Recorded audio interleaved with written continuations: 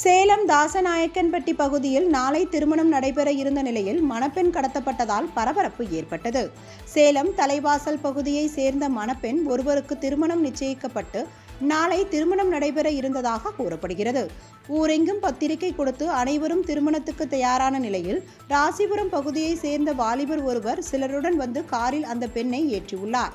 இதனால் அதிர்ச்சியடைந்த மணப்பெண்ணின் உறவினர்கள் காரில் இருந்த நபர்களிடம் வாக்குவாதத்தில் ஈடுபட்டுள்ளனர்.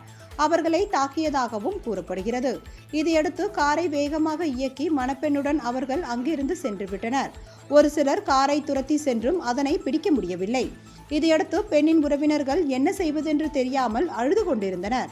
பெண் கடத்தப்பட்டாரா அல்லது விரும்பியே சென்று விட்டாரா என்பது தெரியவில்லை. இச்சம்பவம் குறித்து விசாரணை நடைபெற்று வருகிறது.